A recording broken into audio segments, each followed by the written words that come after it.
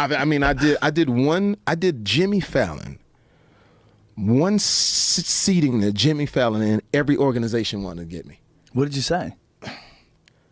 I was doing a joke. I was singing. We were singing these funny songs about who let the dogs out, and so we took "Who Let the Dogs Out" and put it in like a vaudeville or a show tune. Who let the dogs out? Whatever it was, right? But beginning of that, I sort of ad-libbed like. I was watching these dogs and they were coming towards me and I was wondering, who let them out? And there was a pit bull there and, you have to be careful because pit bulls can be cantankerous, And then I go into the song, the pit bull community. It was like Jamie Foxx said, pit bull shamed us. You pit bull shamed? I'm pit bull shaming. Oh my God. And then there was another thing where Jimmy Fallon was doing some type of, he was saying what was going to be on the next show. And I was doing a bad version of signing, which I actually know how to sign. But I was doing a bad version. You know sign language? I know sign language. We'll talk more about it later. Whoa. All those types of different things. But as I was doing it as a joke, I didn't know that the person that he was talking about happened to be deaf. Oh, no. Oh, my God. And so then, so it's just all of these things. And I try to tell people, I say, hey, listen, we never mean anything bad. We poke fun, but we don't mean anything bad. But you can't just, you can't kill us. Because I got to keep doing what I do, So it's getting tougher. Well, it's just what we're talking about social media, about people commenting on things that you can't read the comments. There's just too many people. Yeah. And people are always looking for something to be recreationally outraged at. Yeah, and the comments will get that ass too. The comment will hit you right where you are sometimes. You go, damn, this motherfucker's right. Well, it's good too, though, a little bit. I mean, they're right when they're actually right. Like, someone can say something ridiculous about you, and if you know it's ridiculous, it doesn't mean anything. Yeah. But if it's got a hint of truth, you're like, ooh. But when somebody says something about your teeth, you kind of look in the mirror. I don't understand, man. I got fucked up lower teeth. I got somebody hit me with the donkey. Yo, fucking donkey. I was like, I started talking like, it's crazy. So, but I tell people all the time, don't read the comments. That's the book. Don't read the comments because it will make you start to change the way you do things. If I read all of the comments, I'd never tell another joke.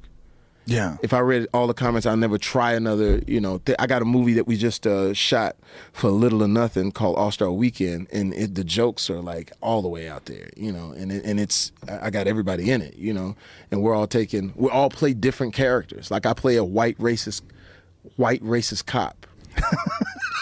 And how do you do that? Oh, I'll show it to you. I'll grab this thing and show it to you. But it's, Robert Downey Jr. plays a Mexican. Gerard Butler plays a Russian who loves gymnastics.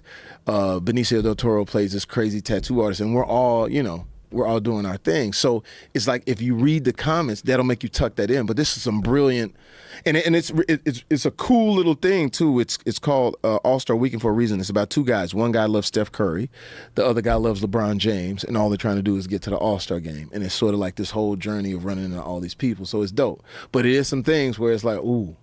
You can see there's going to be some shit going on. Well, Robert Downey Jr., just from Tropic Thunder, think about that. You could never do that anymore. You can't have blackface anymore. Yeah, you know what?